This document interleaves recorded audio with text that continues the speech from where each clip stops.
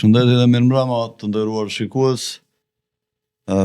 Jemi përsëri këtu ke podcasti Okult në temën rubrikën e gjeopolitikës. Gjeokult jam me të përhershmin mikun tim Kastriot Shipi, ku do të flasim dhe do të mbajmë në përgojë gjithë dynjan këtu, nga brenda e nga jashtë.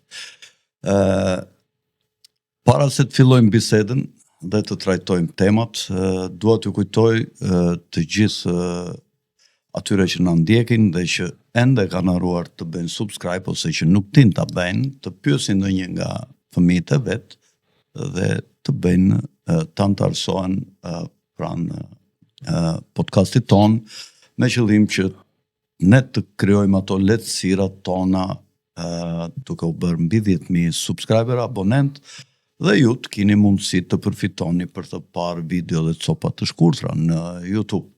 Në qoftë se ndonjëri për shembull do vetëm Kastriotin, atje copën e Kastriotit tak e hap në YouTube dhe shikon, kurse tash nuk ka mundësi sepse s'na i lejon këto lehtësi YouTube-i. Prandaj ju them që bëni podcast, kurse disa që janë më të zgjuar se ne thonë e bëm për lek.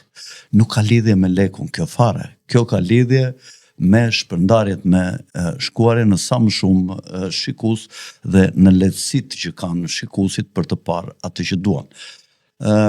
Njëkohësisht, para se të filloj emisionin, dëshiroj të falenderoj ata që sponsorizojnë emisionin dhe që na lehtësojnë dhe na ndihmojnë ne të vazhdojmë këtë emision. Njëkohësisht ju ftoj të vizitoni dhe gazetën tonë Okult.org në Google, ku mund t'i gjeni lajme të veçanta dhe shumë lehtësira të tjera që i ofron gazeta dhe që nuk i ofron dot podcasti. Kastriot, mirëmbrëma. Mirëmbrëma. Si e ke parë këtë javë që sapo kaluam, se u bë një javë që si jemi takuar, çfarë të ka bërë përshtypje nga politika e brendshme ose e jashtme që ke qef ta trajtosh? Dekorata e Ramës në Izrael? Po. Se është edhe e brendshme dhe e jashtme. Po. Është interesant që dekorohet. Rama e mori këtë dekorat ja dhan popullit shqiptar ata dhe e dërguan me Ramën që ta sillte në zarf apo? Po, ky është mashtrimi që bën Rama tani, se edhe donte atë dekorat, se po mos e donte mund ta refuzonte. Edhe ka hallin e kostos që ajo ka te një pjesë e elektoratit shqiptar. Tani që jemi një muaj para zgjedhjeve. Dhe për këtë arsye Rama ka 2 ditë që thotë që dekorata nuk është për mua, është për popullin shqiptar, edhe atje kur ishte tha e pranoi në emër të gjithë shqiptarëve. Përmendte sakrificat që shqiptarët i kanë bërë vërtet, që na nderojnë. Po teksti i dekoratës si është teksti? Këtë po them. Drejtohet?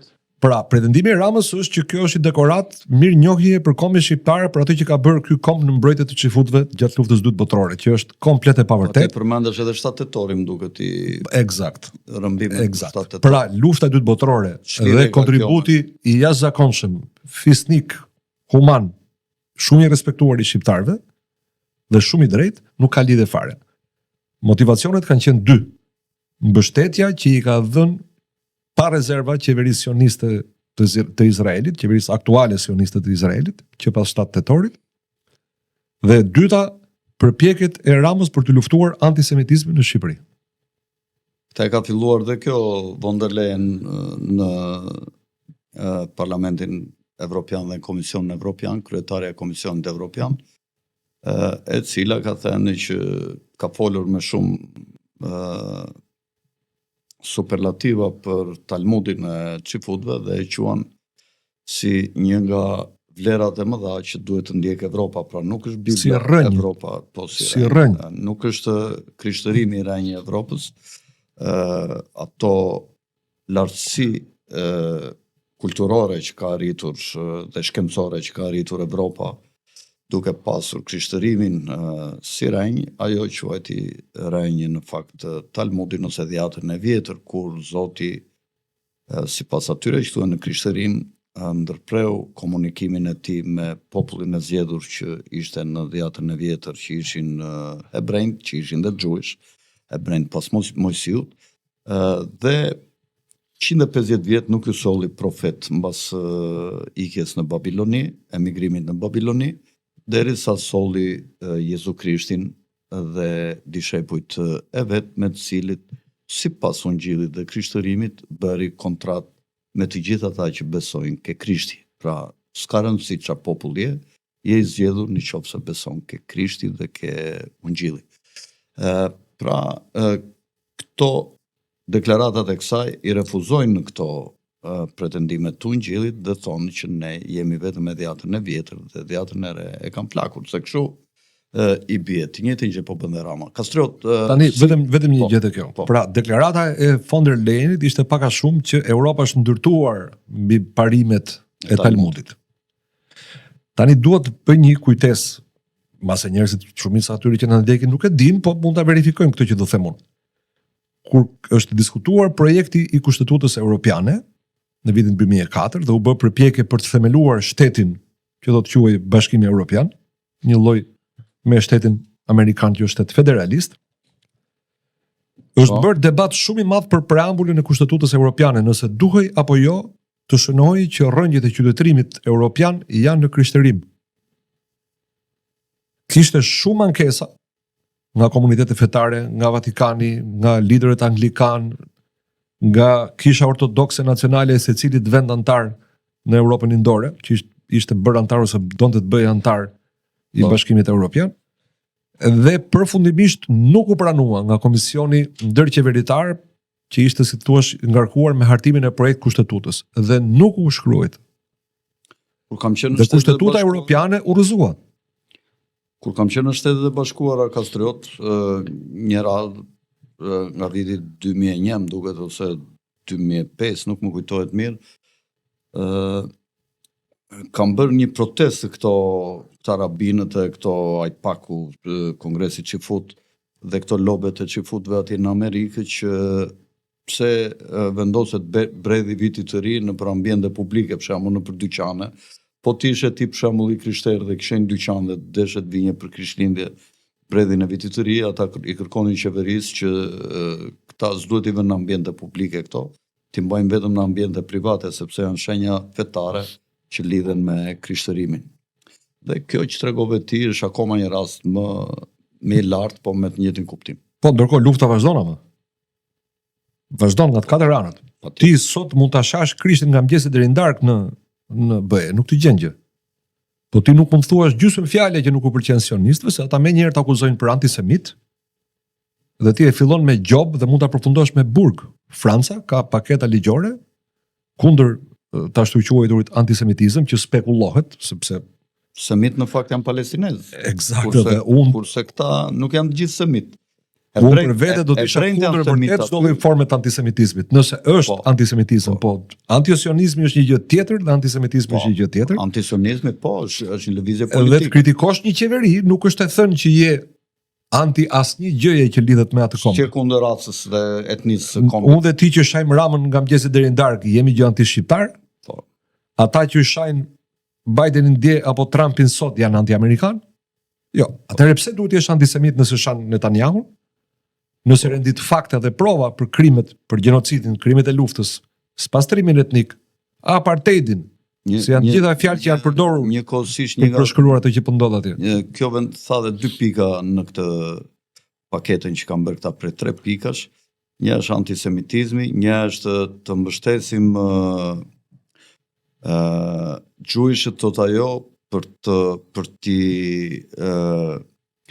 përfshirë në shoqëritë tona, sepse deri tash ata duket sikur janë diskriminuar, ata në fakt për peshën numerike që kanë një peshë më të madhe ekonomike, shumë më të madhe se domethënë ata banorët shumica që janë ata nativet, vendasit, sepse dihet që këta janë të ardhur, nuk janë merenj aty, janë vendas, dhe ti mbështesim ekonomikisht që të përfshihen në radhët e shoqërisë tonë, dhe e treta domethënë është kjo holokausti. Domethënë kush mohon holokaustin përballet me sanksione që do bëhen me ligje, nëse ti mohon holokaustin, Domethënë pse kanë frikë këta nga shpreha e lirisë së mendimit. Në qoftë se thua ti që Krishti nuk ka ekzistuar fare atje në Bruksel, nuk të thot asnjëri s'të bën asnjë gjë. Ama po the që s'ka ekzistuar Holokausti, më njëherë ndëshkohesh edhe merr është më keq me antisionizmin puna. Shiko pse është më keq, sepse Holokausti me antisemitizmin, pra ti që the ti, prandaj po them prandaj po e quaj antisionizëm. Jo antisemitizëm, se nuk është antisemitizëm. Shiko pse është më keq puna. Pa prekur fare simbolet, historinë, librat e shenjtë, figurat e shenjta të asnjërs fe. Unë për vete jam kundër sulmit të çdo lloj feje, nga cilat opozit. Unë jam ateist, por besoj shumë fort që të gjitha fe duhet respektohen dhe ne mes njëri tjetrit duhet të ruajmë gjithmonë etikën dhe nuk kemi pse të ngacmojmë fenë e tjetrit. S'është feja jon, duhet ta lëmë të lirë tjetrin të besojë atë që do. Problemi me antisionizmin është se Holokausti është një fenomen historik. Nuk është një fjali në Bibël apo në Kur'an apo në Tora që nuk mund ta vesh në diskutim. Është një realitet që ka ndodhur. Të vesh në diskutim element të caktuar të narrativës, ti shpallesh sot në Perëndim menjëherë antisemit. Për shembull, thuhet që kanë vdekur 6 milion çifut gjatë luftës së dytë botërore. Në qoftë se ti si shkencëtar, si historian, fillon të bën kërkimet e tua dhe të dalin 5.3, po them. A është prap Holokausti? Holokaust prap Holokaust është. Si 5.3 milion, si 6 milion, krime janë. Dhe duhen dënuar. Këta kur u mblodhen, këta këshilli rabinëve mbas luftës së dytë botërore, kanë dashur ta vinin 10, po pastaj thanë dëgjoj se nuk ka pasur 10 thanë në atë zonë ku pushtoi Hitleri gjithsej. Kështu që e lëm 6. Ti sapo bëre një deklaratë antisemite tani, sepse ti e vjen në diskutim. Jo, një histori, nuk do të bëjmë diskutim. Jo, sepse mënyra se si po aty i bie që nuk ka dalë nga realiteti shifra 6 milionshit, po është vendosur diku. Jo, them mund ta kem bërë gabim ta që kanë thënë 6, se mund të kenë qenë 10 në fakt, kupton? E pra, këtë po them pra. Janë 5.3 apo janë 9.3 milion. Krimi është po ai prap. Po mos kanë qenë 100 milion këta. Pse nuk duan këta? Pse nuk duan këta që të hapet të diskutojnë fare? Ne që kanë qenë 100 milion. Na ndëshkojnë, po thamë 100 milion? Që kanë vdekur? Po, në Holokaust. Apo e përforcojmë këtë të tyre, ju vjen mirë këtyre, po të themi 100 milion. Jo, sepse ata nuk duan fare diskutim për shifrat që kanë përcaktuar. Duhet të themi 6 dhe vetëm 6. 6, dakor. Edhe po tham 7-8 neve njësoj dënohemi. 500. Pra, këta nuk duan që të vihet diskutim asnjë element, asnjë presje e narrativës që këta kanë ndërtuar pas luftës së dytë botërore. Dhe çfarë bëjnë tani?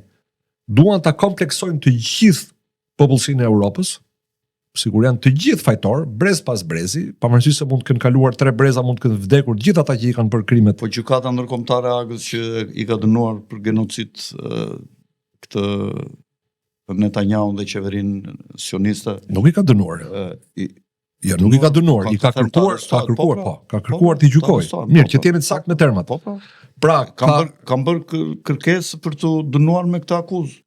Ka një vendim të ndërmjetëm që thotë që ekziston potenciali i krimeve kundër njerëzit edhe krimeve të luftës atje, që mund të shkojnë deri në genocid. Për këtë arsye duhen hetime të thelluara, duhen marrë në pyetje Netanyahu me shok, ata e kanë refuzuar autoritetin e gjykatës. Po themi në këtë që ka thënë gjykata, jemi antisionist dhe antisemit. Po patjetër, po. Po të themi që ka.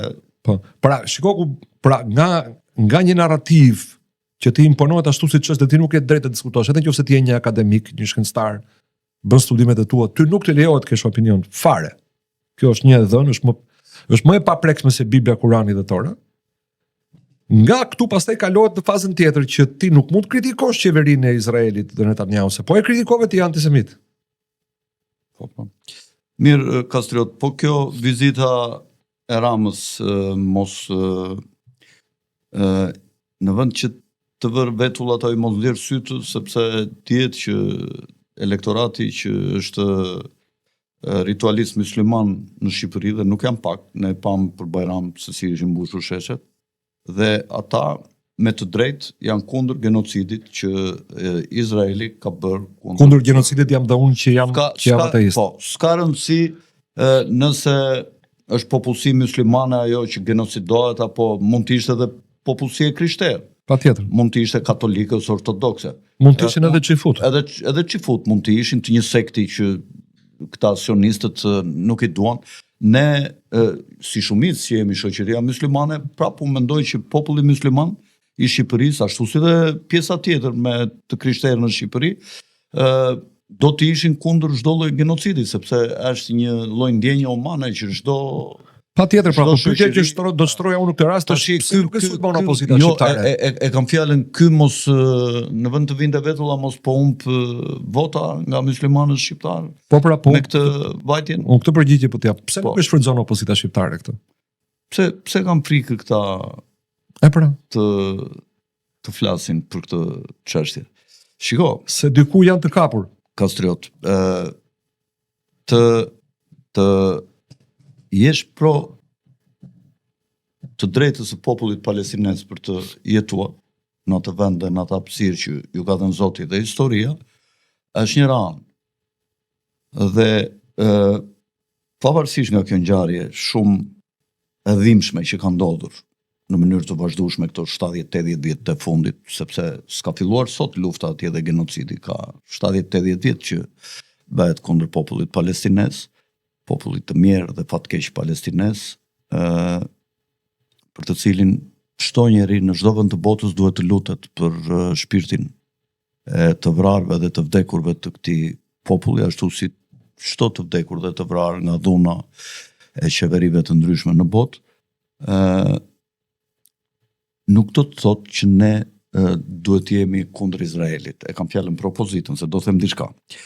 Unë them që Izraeli si një shtet i krijuar nga njerëzit më të fuqishëm të botës, nga bankierët, nga familja Rothschild, e cila është një nga familjet më të fuqishme të 13 familjeve kryesore që qeverisin botën, është e rrezikshme. Dhe unë mendoj që në qoftë se ne do ishim në qeveri, edhe ti dhe unë do ta trajtonim Izraelin ashtu si zjarin. Nuk do të rinim shumë afër për të qenë solidar me dhimbjen e popullit të Palestinës, por duke qenë një shtet i vogël, këtë se bën edhe Gjermania dhe Franca, jo ne që se bëjmë dot, duke qenë një shtet i vogël, ne nuk mund t'i dalim dot Izraelit kundër haptazi në linja politike shtetërore. Por duke trajtuar si zjarin nuk mund të rim dhe shumë afër, sepse përcëllohemi të paktën shpirtërisht dhe moralisht përpara Zotit dhe Krijuesit, se ka dhe një Zot dhe Krijues para cilit do japim ditë llogari. Dakor, po këtu po flasim për një kryeministër që merr dekorat. Opozita është në politikë dhe unë mendoj që e trajton si zjarin Izraelin. Domethënë nuk i ri shumë afër, pas shumë larg. Pra, as nuk e mbështet për ato që ka bërë, por as nuk e godet, sepse e di influencën e tyre dhe opozita ka ardhur mbas një procesi anarkik që për shkak të luftës që i ka bërë Illuminati, gati e çovi në degradim dhe në shkatrim, dhe tashi që janë krijuar kushte dhe rrethana të tjera që lideri i saj, Sali Berisha, ka dalë nga gjysmë burgu që ishte atje në banesë, si izoluar, dhe opozita ka filluar me vështirësi të riorganizohet dhe të hapësh një front tjetër lufte kundër Izraelit do të ishte një vetvrasje. Thirrja e Ramës në këtë moment është një shenjë që Izraeli i jep Bashkimit Evropian, por edhe Trumpit me cilin ka marrëdhënie të mira që të mbështesin Edi Ramën, sepse Izraeli është me Edi Ramën, por sigurisht që Trump nuk ndikohet prej tyre. Trumpi gjithmonë bën, është i paparaqitshëm dhe bën atë që mendon vetë dhe nuk pyet për askën tjetër. Dhe rebusi pra është pak i vështirë në lidhje me atë që the ti që opozita nuk po flet. Çfarë do bënje ti po tishe në vend të Sali Berishës? Unë në sulmoja Edi Ramën do të thoja moral politik, se duhet bësh real politik. Jo, moral politik. Jo, reale fare është kjo. Dekorat nuk duhet pranonte. Nga një shtet, figurat kryesore të cilit sot janë të paditur në gjykatën ndërkombëtare për krime. Mirë, kjo ishte një shpallje lufte pastaj kundër Izraelit. Po pra, ti nuk mund të shkosh në Palestinë. Opozita duhet të luante me terma shumë të fuqishme pastaj, duhet t'ju bënte thirrje muslimanëve që mos jepni votën këtij, edhe gjithë shqiptarëve dhe të krishterëve. Patjetër. Patjetër duhet ta bënte. Po. Po jo mbi baza fetare, mbi baza humanitare. Humanitare, pra. Ky njeri po mbështet gjenocidin dhe po thot ata janë nazist. Cilët janë nazist? Cilët? Fëmijët që qellojnë me gur apo me e shumta Kalashnikov apo ata që hedhin bomba 1 tonë mbi kampe refugjatësh në Palestinë. Cilët janë nazistë? Mbi shkolla, mbi spitale, mbi ambulanca, mbi po s'kan lënë spitale, s'kan lënë universitet në këmbë. Tu janë të fshehur terroristë. S'kan lënë xhamin në këmbë. Po, është 90% e të gjitha banesave të Gazës është e shkatruar, një dhimbje e madhe ulëritse që nuk e di, po në qoftë se ka karmë, brezat që do të vinë të këtij populli që ka bërë një genocid kaq të tmerrshëm do ta paguajnë një ditë, sepse karma këtë nuk kupton. Unë uroj ta paguajnë sionistët, jo i gjithë populli izraelit. Uroj që faturat i shkojë 1-1 të gjithë sionistëve. Po pra, këtë po them, ata që e kanë bërë këtë genocid, po them, qofse ka karmë. Kaserot, si i ke lexuar këto ngjarjet e fundit, Trump vendosi këto tarifat barierat për cilat ne kemi folur, pra filloi luftën proteksioniste ose politikat tregtare merkantiliste. Në fakt unë mendoj që kjo luftë merkantiliste në fakt është një luftë për para, për të grumbulluar së kush sa më shumë para. Dihet që Kina ka qenë një vend që ka poseduar shumë argjend dhe Kina vazhdimisht në përpjekjet e saj është përpjekur që të vendoseshe standardi i argjendit, jo i arit. Por dihet që në Bretton Woods ishte vendosur standardi i arit dhe kjo nuk u lëviz. Në marrëveshjet smithsoniane të vitit 71 u vendos fshat paraja, domethënë paraja e pambështetur në ar, po vetëm në besimin e bankave qendrore dhe u hoq kursi i këmbimit fiks dhe u vendos kursi i këmbimit i lëkundshëm siç quhet midis monedhave të ndryshme dhe dollarit që ishte paraja që do të mbështeteshin në ar sipas Bretton Woodsit dhe të gjitha monedhat e tjera do të mbështeteshin ke dollari në marrëdhënie me dollarin. Nixon i hoqi këtë standard dhe vendosi që një nga mallrat ku mund të mbështeteshe prodhimi emisionit të paras, rritja e emisionit të paras, do të ishte ari i zi, siç e quajti ai, pra nafta. Dhe vendeve arabe me të cilat ndaheshin nafta, sipas marrëveshjeve që kishin këto motrat e Teksasit, ju kërkuaj që nafta të shiteshe me dollar. Çfarë do të thotë që kjo konsideroheshe si një mall ku do të mbështeteshe emisioni i mëtejshëm i dollarit, pavarësisht se kush e shiste. Dhe ka qenë jetike për ekzistencën dhe prandaj u quajt petrodollari. Po, petrodollar dhe fjalë para. Domethënë të dyja këto kishin kuptimin që para jo e mbështetur në gold dhe fjati dhe petrodollar para që mbështeteshe edhe në naftë, jo vetëm në gold. Tashi Kina ka ecur shumë përpara. Sot Shtetet e Bashkuara kanë rreth 18-19.000 ton ar, të paktën nga letrat, sepse doli që kishte mungesa atje. Ta shikojmë se nuk është bërë kurrë kontrolli, auditimi. Sipas një deklarate që bëri Elon Musk. Dhe sot Kina në fakt mendohet që ka vajtur rreth 30.000 ton ar. Pra, e ka kaluar me 12.000, me 13.000 ton ar Shtetet e Bashkuara dhe Kina e ka prodhuar këtë ar, e ka poseduar këtë ar duke hapur miniera që nxirrte një sasi të konsiderueshme ari, sot që bente rreth 40% të arit që prodhohej në botë vitet e fundit. E ka nxirr vetë Kina dhe nga blerjet e ndryshme që ka bërë. Tashi, futja e tarifave në atë ditën e lirisë, siç e quajti presidenti Trump në 2 prill, filloi të shkaktonte panik në bursë. Dihet që në bursën e New Yorkut janë 3 tregues që janë këto në atë stock exchange që quhet në tregun e aksioneve ku shiten letrat me vlerë, të kompanive, ku listohen kompanit, janë disa tregus. Është Dow Jonesi, ku janë 30 kompanit më të mëdhaja, është Standard & Poor's, që janë 500 kompanit e tjera, është edhe kjo treguesi nyse që i thonë këta, ku janë kryesisht këto kompanit elektronikës, po më të vogla. Të treja bashkë këto tregojnë shkallën e besimit. Çmimet e aksioneve në bursë nuk tregojnë me domosdo situatën e ekonomisë. Eksakt. Dhe nuk e pasqyrojnë atë. Po, nuk e pasqyrojnë atë, por ato kanë lidhje gjithmonë me besimin në politika, dhe mungesa e besimit shkakton panik. Dhe gjithë kjo lëvizje e madhe e fuqishme që u bë duke goditur politikat 115 vjeçare që janë vendosur nga globalistët prej Trumpit nëpërmjet futjes së politikave proteksioniste dhe heqjes së tregtisë së lirë, nuk kishte si të mos shkaktonte një luftë të madhe nga globalistët kudo në botë dhe nga shtetet të cilat ndërmorën masat e tyre. Futja e tarifave mund të shkaktoj inflacion dhe shpeshherë mund të mos rritë numrin e të punësuarve. Elon Musk ka deklaruar që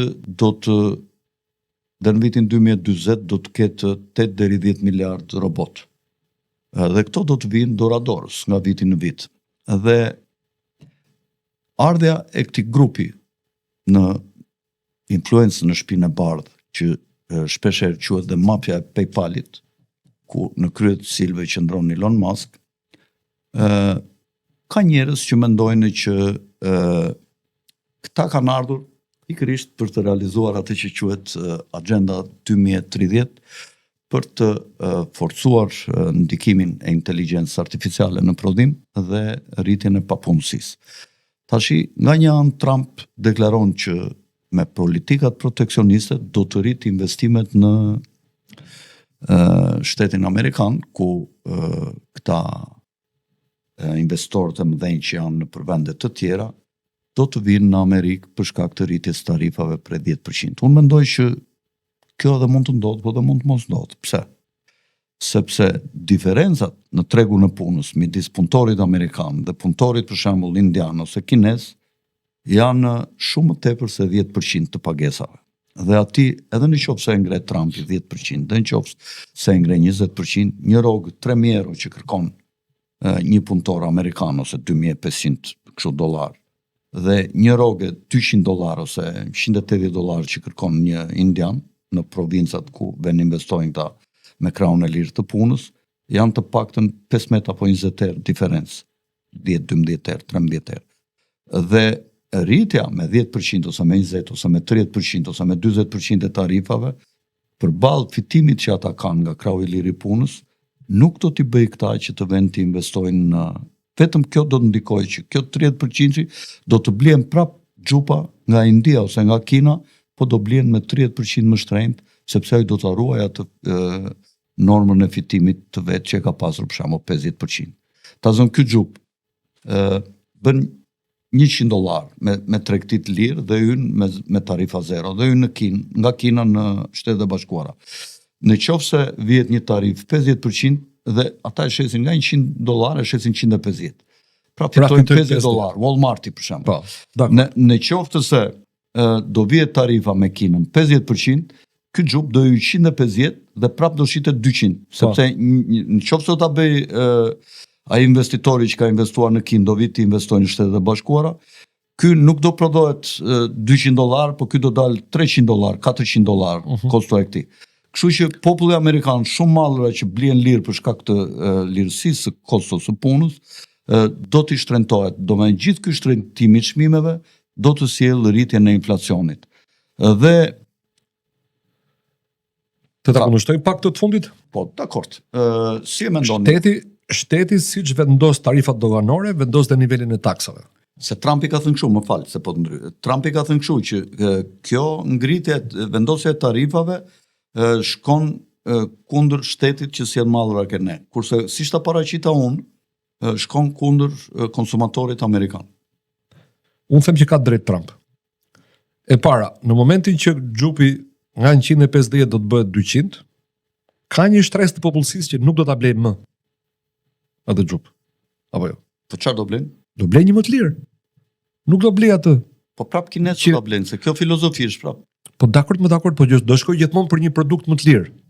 Do zbres një shkallë më poshtë në pretendime. Pra do bjerë cilësia me të njëjtin. Mund të bjerë cilësia, po do të bjerë se s'bën shitja e atij shtetit që e ka sjell xhupin. Në këtë rast Kinës. Kjo është e para. E dyta, Trump ka thënë që po studion mundësinë e heqjes së tatimit mbi të ardhurat individuale, që do të jetë revolucioni i dytë i madh pas vendosjes tarifave. Pra, shteti siç vendos tarifa doganore, ka të drejtë të caktojë është e palishme në Amerikë. Cila taks? Tatimi mbi të ardhurat. Tatim mbi të ardhurat. Ka debate nëse është miratuar apo jo në mënyrë kushtetuese, po jo, është e palishme. Nuk ka kaluar ky si ligj. Kjo është votur nga ka ca njerëz që pretendojnë që nuk e kanë miratuar 3/4 e shteteve, sepse ka duhej amendament kushtetues që të futeshin taksat. Po nuk e bëjmë dot sot atë se është një debat tjetër. Jo, thjesht sa e cituam. Po për ta marrë më thjesht fare, domethënë nëse unë si shtet vendos një tarifë 50% për produktet që më vinë nga jashtë, por ndërkohë heq njërin nga ngarkesat, njërin nga ngarkesat tatimore, ta zëm. TVSH, në Amerikë nuk ka TVSH, ka taks shitje, po është e ngjashme me TVSH, vetëm se nuk shkon siç është këtu ne që rimbursohet shkallë pas shkalle, pjesërisht dhe secili paguan vetëm diferencën. Pra, nëse unë heq një 10% të çmimit, ta zëm, që është taksa e shitjes. Ai xhupi nuk do jetë $200, por do jetë 180 në fund. Apo jo, duke e ruajtur prap normën e fitimit ai tjetri. Ai shit si me pakic në Amerikë. Por ama këtë 10% që do ta përfitoj edhe prodhuesi amerikan. Do t'i ulet edhe atij çmimi. Patjetër. Dhe ja ku vim në pikën që xhupi kinez shkon 180, kurse xhupi amerikan që deri dje ka qenë $300 dhe nuk e blinin, duke shumë i shtrenjtë, ta zëm, do të shkoj, duke hequr 10%, do shkoj 270. Pra ajo kategoria që do cilësinë e mirë, thot po mirë, dakord, më mirë po marr xhupin amerikan 270 sesa xhupin kinez. 230. Cilësi, flasim për cilësi të lartë, se po në rregull pra. Në Kinë kanë ikur gjithë kompanitë perëndimore, Adidas si. Shiko, Ocako, është e thjesht fare. Ne këtu në Shqipëri që ka mon ka sistemin e Liverpoolit, po s'është prodhuar në Angli, në Kinë është prodhuar. Ose në Pakistan, ose në Malajzi, ose në Vietnam.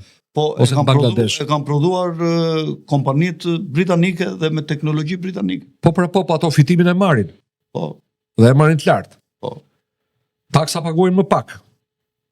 Punë britanike nuk paguajnë, paga tek punëtorët britanik nuk paguajnë dhe nduan ndërkohë lehtësitë e tregut britanike, jo, kështu s'ka më. Çka ta marrim më thjesht me qumshtin, është një produkt që e marrim të gjithë për ditë. Në çdo supermarket shqiptar po të shkosh, ke qumësh nga të paktën 3-4 vende origjine. Ke qumësh shqiptar, ke qumësh serb, ke kroat, bosnjak ose sloven. Me raste të rralla mund jesh dënia austriakët në gjerman dhe ke gjerësisht qumësh italian. Grekun s'kam parë. Kto kam parë? Ka dhe koz grek. Jo, qumësh. Thjesht qumësh, po marrja vetëm qumshin. Çmimet e qumshit janë po aty. Nuk ka një diferencë. Nuk është se ti nuk blen një qumësh është shumë i shtrenjtë në raport me një tjetër. Lëvizin nga 10 lekë 20 lekë. Njëri është 180, tjetri 200, tjetri 220. Apo jo. Po. Pra duke qenë kjo diferencë e vogël, ti thua hajt po marr këtë italianin se ky është më i sigurt. Se këtë shqiptarin se di se si e kanë bërë, se i kanë hedhur ujë, se çfarë dalë nëpër media. Për çfarë nuk janë përfolur për produktet shqiptare. Ndërkohë ne kemi frikë se themi po nuk e dim se sa të kontrolluar janë, sa janë reflektuar në qumësh pesticidet e barit që kanë ngrënë lopa e ku diun se çfarë. Se s'kemi kontroll të cilësisë edhe të sigurisë ushqimore. Mirë po, e para arsye pse ndodh kjo është sepse ne nuk kemi tarifa. Sot që flasim, Bashkimi Evropian nuk na lejon neve që të kemi tarifa për mallrat europiane që vinë në Shqipëri. Dhe kam përshtypjen që kemi bërë të njëjtën marrëveshje edhe me Serbinë. Nuk jam shumë i sigurt, nuk ka vë dorën zjarr për këtë, por kam përshtypjen që në kuadrin e Ballkanit hapur kemi një marrëveshje të ngjashme edhe me Serbinë. Nga ana tjetër çfarë bën qeveria? Një herë thotë rimbursoj TVSH-n për produktet bujqësore, një herë thotë nuk e rimbursoj. Si pasojë, qumshit shqiptar i bie çmimi.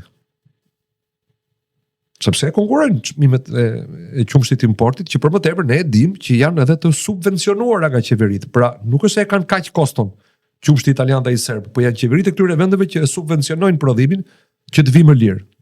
Si mbrojmë ne? Ne s'mbrojmë hiç. Vit për vit neve po na ulet numri i aktive, fermerët po ikin, po i braktisin, kullotat janë të masakruara, janë të pashërbim. Ne vazhdojmë të shtojmë importin e qumshtit, ne importojmë qumësht pluhur nga Kina, pa hesap, që futet në për kosin e konfeksionuar e në produkte tjera.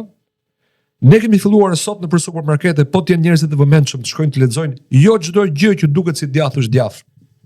Janë vajrat përpunuara. Jo çdo gjë është gjalp, ka dhe margarinë që trafikohet si gjalp. Ne kemi sot në mas vaj palme në çdo produkt, pothuajse në çdo produkt, duke filluar që nga biskotat e të gjithë ushqimet e konfeksionuara. Janë me vaj palme. Ndërkohë që mund të ishin me vaj ulliri, prodhimi i vendit. Ja pra se ç'do të ndodh po të kishim tarifa. Po të kishim tarifa ne, marrim shembullin e qumshit dhe po themi është 200 lek litri. Ky qumshti që ka ardhur me 200 lek çmimi final me pakicë në supermarket, po biem dakord neve që vjen me 150 lek nga Serbia, dakord? Dhe fut fitimin edhe të vëshon që të paguaj ai tregtari shqiptar, vete 200 çmimi. Në qoftë se unë i vendos 20% tarifë qumshit serb, atëherë nga 150 qumshti vjen në import me 180 lek. Afërmend nuk do shitet më 200, do shitet 230. Në qoftë se unë heq të vëshon, do shkoj që është 20% e çmimit, pra do ja zbres një 40 lekësh, do shkojnë 190. Po marrim rastin që u hoq fare të VSH-ja, pra ka vetëm 20% tarifë doganore dhe të VSH-ja shkon 0. Ndërkohë produkti shqiptar nuk do ketë të VSH fare, dhe s'ka nevojë për rimbursim se unë e heq fare të VSH-n ke qumshti, po duke mos pasur nevojë për të paguar tarifë, qumshi shqiptar do të jetë ndjeshëm më i lirë se sa qumshi serb. Nuk do të jetë më një diferencë 10 lekë. Do të jetë 30 apo 40 diferenca. E si nuk do ishte ti interesuar të blije qumësht shqiptar, nëse qumështi serb do ishte më i shtrenjtë? Unë them që po. Po ta blesh ti qumështi shqiptar, fermieri shqiptar nuk ikën në Gjermani. Kjo është një matrice. Të pastroj kanalet e Gjermanisë. Po. Është ka më shumë dinjitet kur punon këtu në Shqipëri, prodhon vetë, dhe prodhon bio, ka përfitime të të tjera, punoj sepse pastrues rrugësh apo mbledhës plerash në Gjermani. Guri randësh në vend të vet. Njeriu po jam edhe nga cilësia e punësimit. Një njeri që ka profesion fermer çdo bën në Gjermani. Shkalla e inxhinier nuk bëhet dot. Shkalla e lumturisë në qoftë se qeveritë nuk do të ishin kaq të korruptuara, se korrupsioni është kosto që shkon në xhepin e qytetarëve, pavarësisht se nga kush paguhet. Për shembull, jo, në fund të paguajnë qytetarët, patjetër. Se për shembull një kompani ndërtimi për shembull që paguan rishfet tek ata që kanë të drejtën për të dhënë lejat, që është qeveria në këtë rast, ai do ta ngrer çmimin sepse do llogarit edhe kostot e korrupsionit. Dhe këto në fund i paguan blerësi, sepse ai thotë kjo është shtëpia, thotë po duash merre, po duash. Pavarësisht se nga cilësia dhe nga vendi ku ti e merr, do ta paguash koston e korrupsionit. Kështu që në qoftë se në Shqipëri do të kishte qeveri që të ulesh e korrupsionin shumë dhe që qeverit të mendonin realisht për popullin dhe të vinte një grup patriotësh në krye të qeverive, pavarësisht se ndërkombëtarët do përpiqeshin ta frenonin dhe mos lejonin sipas orekseve që ata kanë, që vendi të zhvilloheshe, përsëri do të ishte vështirë që ata të ndaleshin, po kjo do të vi dora dorës duke forcuar ligjet dhe duke ngritur. Po duhet të kesh një dëshirë më caktuar që ta mbrosh vendin tënd. Tani këtë që po themi ne këtu për tarifa doganore, pse nuk e thot asnjë parti opozitare? Pse thot asnjëra? Nuk e ka fare në referendum. Është një betejë kot, sepse në Evropë nuk të lënë të vendosësh tarifa doganore, kështu që po mos e vendos me vendet e BE-s, më vendosë me Serbinë tarifën. Po kanë kontroll edhe për këtë NATO marrëveshje. Domethënë do të rri marrëveshjeve me Serbinë në dëm të Kosovës, në dëm të Shqipërisë, ose kështu është? Ka mundësira shumë që qeveritë të lëvizin, por duhen politikan që mos jenë jesmen dhe shpeshherë atyre t'u thonë jo, po duhet dim edhe pozicionin dhe pafuqinë e vendit tonë. Kur krijohet një klasë politike që nuk i dëgjon ata vazhdimisht, atëherë ata të sajojnë një problem, një diçka të bllokojnë. Por ai vuri Haradinaj tarifa produkteve serbe. Mirë, plas kështu në mënyrë të vazhdueshme. Çfarë ndodhi? Nëse nuk do ran importet nga Serbia në një masë shumë të madhe, u rritën eksportet nga Shqipëria në Kosovë. Po. Pra kaq e thjeshtë është. Kasrot, si të duket një vështrim jo i mirë ndaj njëri tjetrit midis Turqisë dhe Izraelit, atë që ne e kemi përmendur vazhdimisht dhe ka pasur një deklarat nga Shtëpia e Bardhë dhe nga Trumpi që nëse ka një luftë midis Turqisë dhe Izraelit, atëherë ne do ta kishim të pamundur të negocionim dhe keqja do të ishte shumë e madhe. Duket që Erdoani i ka dalë përballë Izraelit dhe nuk po le plotësimin e ambicjeve të Izraelit për të bërë atë Izraelin e madh që ata e kanë ëndër me Theodor Herzlin kur u krijua ideja e sionizmit dhe krijimit të një shteti në Palestinën fizike të asaj kohe, qysh në vitin 1897, të nxitur sigurisht nga dinastia Rothschild, dhe ndërkohë Greqia që është një mike e Izraelit e politikave të Izraelit, sidomos në lidhje me shfrytëzimin e pasurive të detit Mesdhen, konfliktin që ka me Turqinë, Izraeli është bërë me Greqinë, Egypti njëkohësisht është bërë me Izraelin dhe me Greqinë kundër Turqisë, dhe Turqia ka aleancë me qeverinë që është në Libi, qeverinë zyrtare, ndërsa pjesa tjetër opozitare që lufton në Libi është me Izraelin dhe me Greqinë në lidhje me politikat për shfrytëzimin e detit. Dhe janë krijuar disa koalicione të çuditshme në një kohë që për çështjen e Sirisë dhe të Libanit, Egypti është aleat me Turqinë, ndërkohë që për shfrytëzimin e pasurive nëntoksore të detit Mesdhe, Egypti është me Izraelin. Ka aleanca shumë të çuditshme. Në rajon kurdët janë me Izraelin, ata krahas flamurit tyre kombëtar mbajnë flamurin e Izraelit, kurdët janë aleat më të mëdhenj të Izraelit në rajon. Dhe zona ka një potencial shumë të madh për konflikt. Nga ana tjetër, Shtetet e Bashkuara janë duke u përpjekur të frenojnë ambicien e Iranit për të bërë fuqi bërthamore. Shtetet e Bashkuara dhe presidenti Trump mendojnë se Irani me ndihmën edhe të rusëve është duke arritur përfundimin për të bërë armët nukleare të shkatrimit në masë dhe kjo do të ishte një frenim dhe një pengesë e madhe nëse do realizoheshin ky lloj armatimi nga ana e Iranit bashkë me lëshuesit dhe me shtretit e tyre për t'i dërguar armët në distancat e afërta ku ndodhet Izraeli si pozicion gjeografik. Dhe kjo do të frenonte krijimin e Izraelit të madh dhe Shtetet e Bashkuara që kanë një politik pro krijimit të Izraelit të madh, edhe evangelistët e Trumpit e kanë në këtë pikësynim. Dhe Shtetet e Bashkuara janë duke kërcënuar Iranin me avionet e tyre bombardues të fuqishëm B-52 dhe mund të ketë një përplasje dhe një konflikt ushtarak. Shtetet e Bashkuara sapo bën një ndërhyrje duke i nxjerrë jashtë loje Huthit, ashtu siç Izraeli nxori të paktën duket parë se ndoshta Hamasi përsëri ekziston dhe është si ai prushin në mbi, por të paktën me sa shikojmë nuk ka fuqi të reagojë, siç shkatroi Hamasin dhe Hezbollahun, Shtetet e Bashkuara shkatruan Huthit.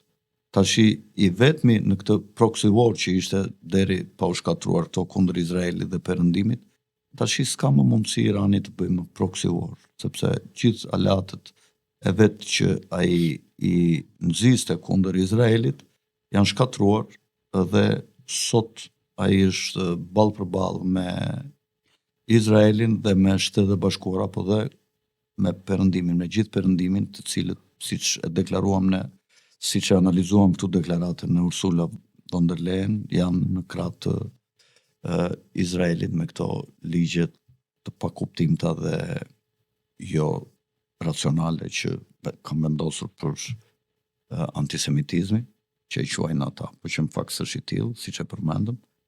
Sa gjasa ka pra në këtë situatë, si e shikon ti, mund të ketë një konflikt midis Izraelit dhe Shtetet e Bashkuara nga njëra anë dhe Iranit nga ana tjetër, por nëse do të ndodhte kjo, Kina është një aleate me Iranin. Irani është ftuar ty në BRICS. Rusia po i dërgon armë të gjeneratës parafundit Iranit, ka vite që po ja dërgon, sidomos avionët e gjeneratës së 5 i bie, këta po pen gjeneratën e 6 tashin, mos gaboj.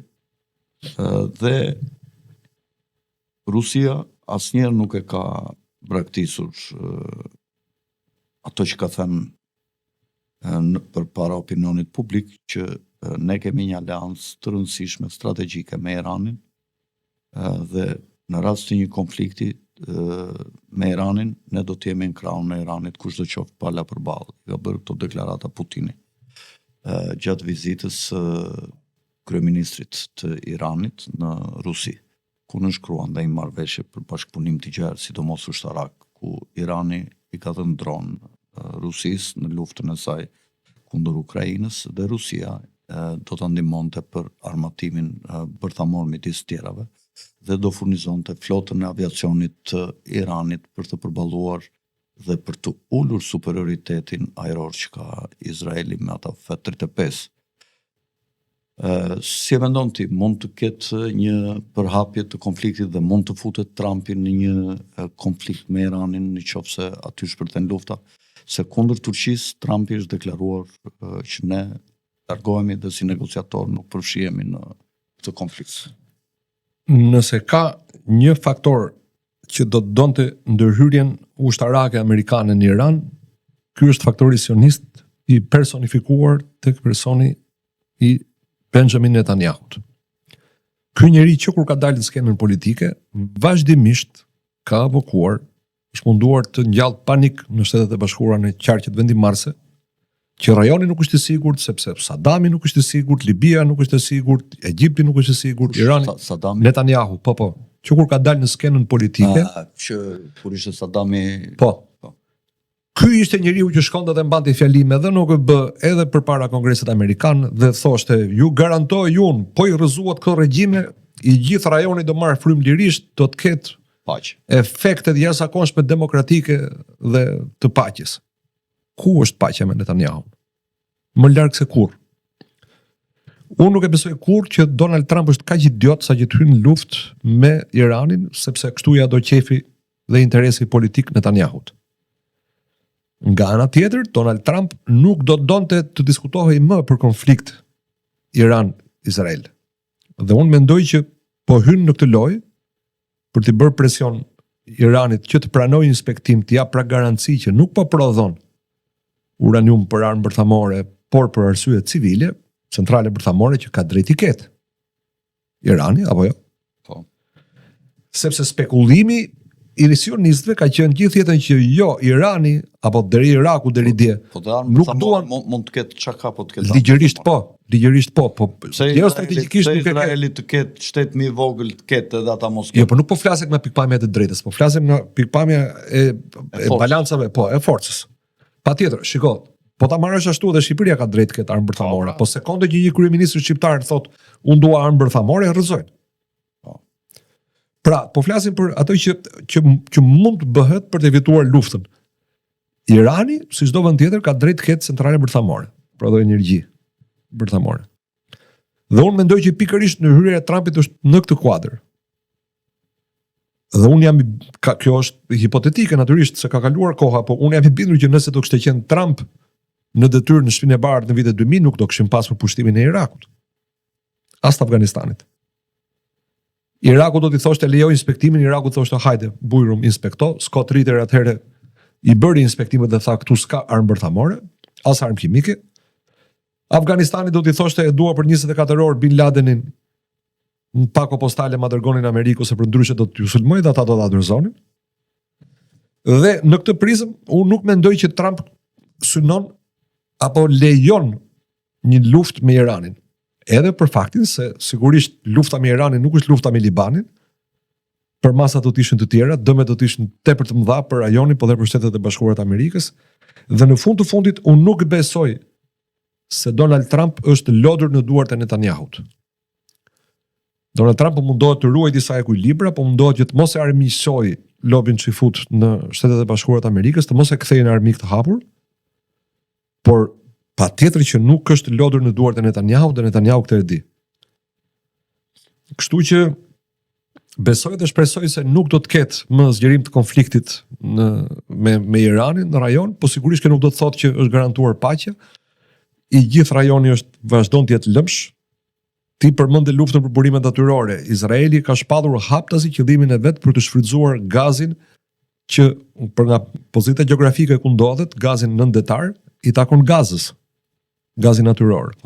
Sepse është brenda kuadratit të ujrave territoriale të Gazës, por duke mos qenë Gaza shtet, të duke mos pasur fuqi as ai shtet teorik që ekziston i shtetit Palestinës nuk ka fuqi në arenën ndërkombëtare, Izraeli po bën negociata për ta shitur atë gaz.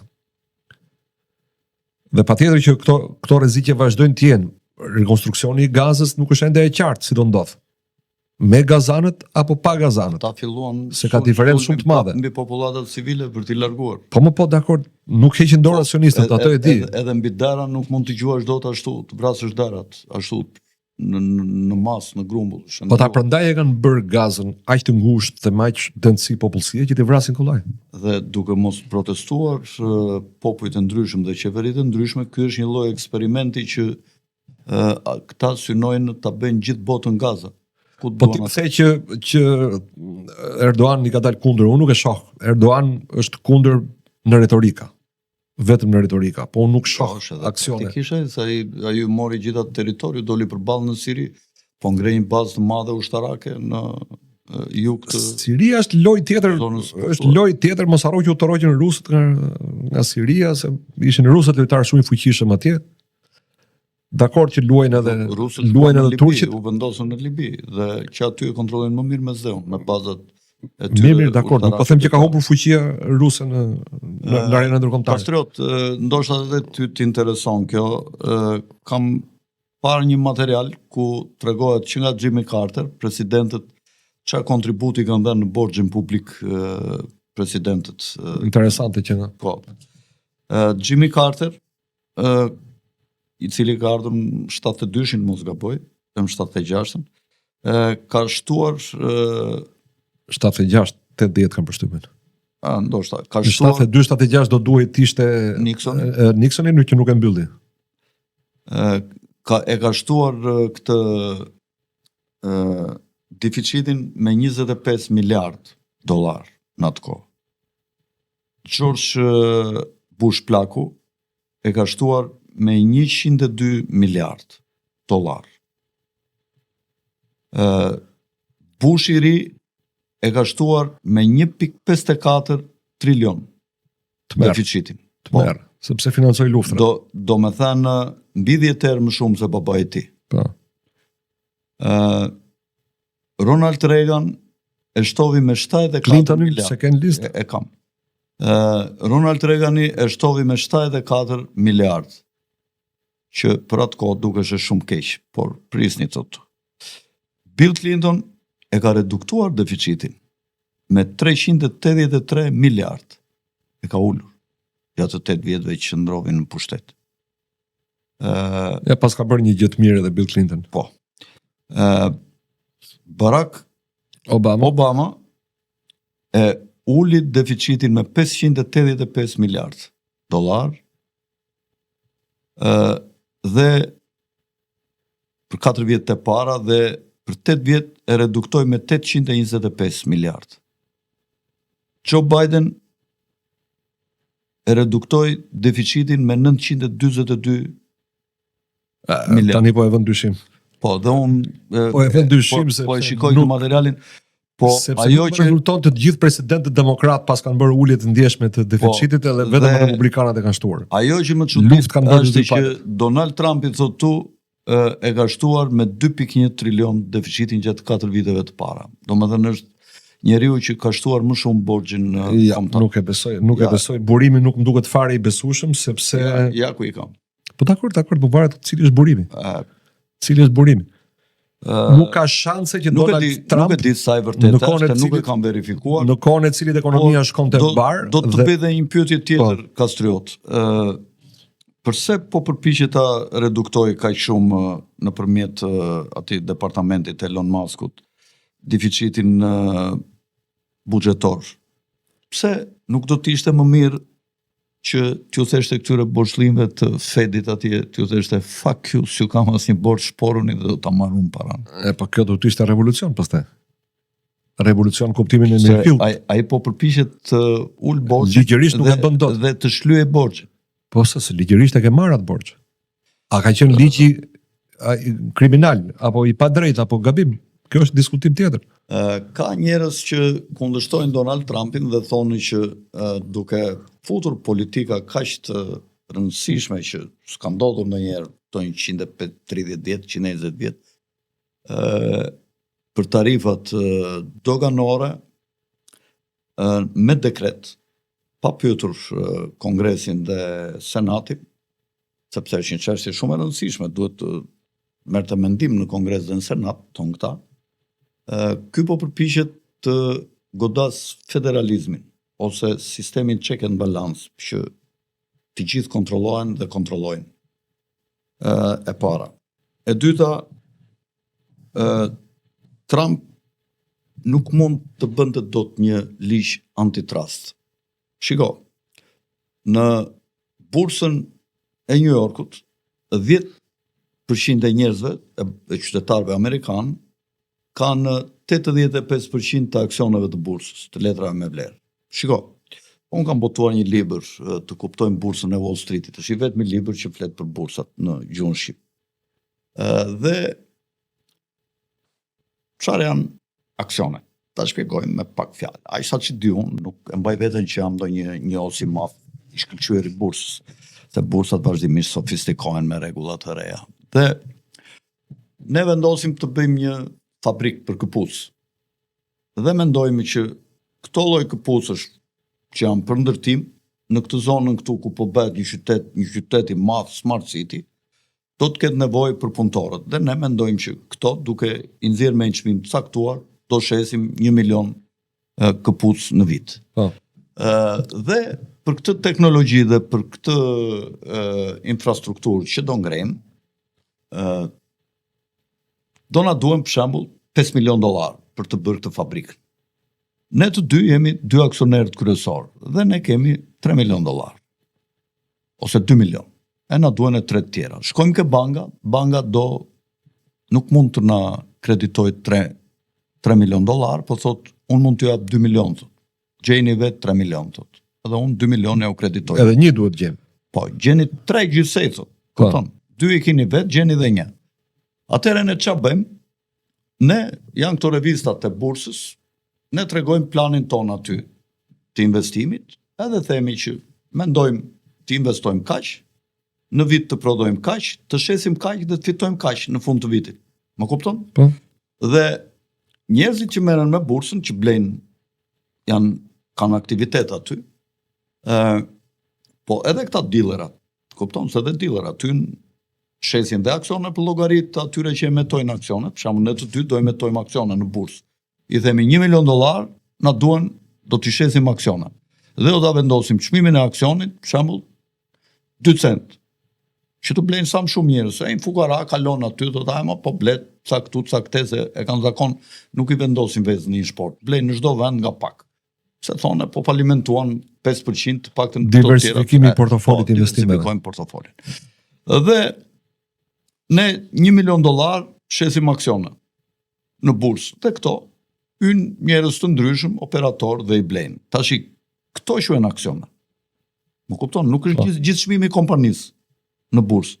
po është një pjesë ajo që është kredituar me aksione, me letra me vlerë, që ne si pronar i lëshojmë si një vërtetim për atë që e mban atë letër që i kemi detyrim kaq lek, kupton? Dhe kur vlera e gjithë kompanisë rritet në treg, për shembull, nga 5 milion shkon vlera 10 milion e kompanisë mbas 10 vjetësh, ata nuk kanë më atë vlerë aksioni që i kanë blerë, për shembull, ka blerë $200 ai, ka blerë 100 aksione nga 2 cent. Ka blerë $200. Tashi ato $200 kur është 10 fishuar vlera e kompanisë, aty janë 10 fishuar, ato janë për $2.000, kupton? Po. Mirë, po mund të vijë një moment që në krizë besimi bien këto vlerat. Po. Dhe aksionet aty nga 2000 mund t'i zbresin 50. Po. Më pak se sa i ka blerë para 5 vjetësh, më kupton? Pra, është ky rrezik i madh i lojës në bursë. Tashi 10% e qytetarëve amerikanë kanë 85% të aksioneve që tregtohen në bursë. Dhe cënimi i bursës nuk cënon shumë qytetar amerikanë në fakt. Më kupton? Ose rënja në panik tash e bursës, që ishte një rënje e përkohshme, një mungesë besimi për shkaqe politike të veprimit të Trumpit. Por Trumpi nuk mbështet ligjin antitrust. Dhe po të shikosh, situata në Amerikë ka ardhur shumë e përkeqësuar për shkak të mosbatimit të ligjit antitrust. Mungon konkurenca, janë dëmtuar interesat e publikut të gjerë të konsumatorit, për shkak se vetëm Nikola Tesla, vetëm Tesla, Elon Musku, bën ato llojet e makinave ose të robotëve, çfarë do bëjë ai, çfarë shet aty në treg, dhe nuk kanë konkurrent të tjerë. Pse? Se s'ka ligj antitrust. Jo, ka import makinash elektrike sa të duash në Amerikë. Po mirë, për një mall që e prodhon ai, satelitin që prodhon ai. Më kupton, që në bashkëpunim me NASA. Për satelitët nuk e di si është situata. Tashi Amerikën e ka mbajtur ligji antitrust, që nga fundi i shekullit të 19 deri me Ted Rooseveltin në vitet 1912, derisa erdhi Wilsoni, kanë qenë shumë të fuqishme ligjet antitrust. Kjo Kamala Harris foli tash gjatë fushatës. Ta nëse do fitoj, tha, do vendosim ligjin antitrust për të goditur, tha, mafjen e Silicon Valley, tha, domethënë kur kandidovi. Kurse Trumpi nuk e ka paraqitur një gjë të tillë. Pra, mos Trump punon për mafjen e PayPalit, siç mendojnë shumë njerëz, dhe kërkon të godas federalizmin. Para një se di ç'është kjo mafja e PayPalit, se përdoret rëndom si term. Janë këta pra pronarët e YouTube-it. Elon Musku, pronarët e YouTube-it, Zuckerbergu. Këta janë pra Silicon Valley, quhet mafia e PayPalit. Nëse flasim për Big Tech, pra Google, Alphabet. Silicon Valley, këta janë. Google, Alphabet, Meta, Facebook, dhe njerëzit që duhet ta dinë që po i prit, këtë duhet të sqaroja. Pra që njerëzit duhet ta dinë që kur themi Google kemi thënë Alphabet, kemi thënë YouTube, janë e njëjta gjë. Po pra. Sepse është një kompani më. Po pra. Kur themi Meta, Facebook, kemi thënë edhe WhatsApp, edhe Instagram, edhe Thread. Po, këto janë kompani në situatë monopol. Dhe jo vetëm në SBA, po në botë. Dhe ligji këto duhet i kishte goditur me kohë. Nuk do duhet lejohej fuqia që kanë në treg, në tregun online, Google, Alphabeti, pra, Meta, Facebooku, qoftë edhe Amazoni. X-i s'është në pozitë dominuese, s'është në pozitë monopol. Në cilën pozitë është monopol? Në komunikime, platformë. Po dakord, po që do të godasi ligji antitrustit duhet kesh më shumë se 40% të tregut. Sa atëherë ti rrezikon të vendosësh monopol dhe të komponosh. Po jo çdo kompani që është treg është monopol. Po ligji antitrust nuk godet vetëm individët, do të godet dhe kartelet, to janë kartele. Fola për ti po menduan që midis X-it dhe Facebookut ka marrëveshje. Po dhe mund të ketë. Po mirë, edhe mund të ketë është një gjë tjetër. Edhe pa u bërë oligopol ato në kuptimin që të bëjnë marrëveshje mafioze me njëra tjetrën, ato e kuptojnë njëri tjetrin dhe mbështesin njëri tjetrin, nuk kanë nevojë të bëjnë edhe mbledhje dhe takime. Më kupton, pra prishin rregullin e konkurrencës. Që të ndërhyjnë autoritetet antitrust, duhet të ketë prova që ka marrëveshje midis kompanive për fiksim çmimesh, për ndarje zonash influence. Provat vërtetojnë shumë. Pra eliminimin mirë, dakord, po deri më sot unë sa di ti këtë bërë dikush. Për mua pa ekzistuar fare ky lloj bashkëpunimi që thua ti, Meta, Facebook është në situatë monopol. Në komunikimet 1-me-1. të qytetarëve. Pse s'ka ndonjë deklaratë nga Trumpi Alfabeti, Google, YouTube për të rritur shkallën e konkurrueshmërisë në treg. Do duhet kishte pra, atë po të them. Po ta kisha unë dorë do ta kisha ndarë, po nuk e kam unë, e ka Donald Trump. Kur ta ketë? Kur ta marri vullnetin, nuk e di. Debate janë bërë shumë, janë bërë edhe në Parlamentin Evropian, edhe në gjykatat evropiane është folur që duhet të ketë një imponim ndaj Google-it, kanë pasur disa vendime të pjesme, po që janë si kështu goditje me pupull, i kanë kërkuar Google-it për shembull që të shes Chrome-in, programin e shfletimit internet, browserin. Po. Ata mund ta shesin Chrome-in, por Chrome-in nuk ndikon gjë fare, sepse ajo që e mban Google-in në lojë në pozitë dominuese është algoritmi. Pra është motori i kërkimit Google, jo programi. Është motori i kërkimit që punon me algoritmi që është përgjuesi i çdo komunikimi online, mbledhësi të dhënave personale për secilin prej nesh, që krijon profile për secilin prej nesh, dhe pastaj këto dhëna u ashet indirekt kompanive që bëjnë reklam. Kjo e ka bërë Google-in të tmerrshëm në situatën monopol. Jo fakti që ka një browser, një aplikacion si Chrome. Si të duket këto reagimet e Elon Muskut këto kohë, ai doli kundër vendosjes tarifave me Bashkimin Evropian. Ta duhet kemi tarifa zero. Sulmovi këshilltarin e Trumpit për çështjen e tregtisë duke i quajtur idiot.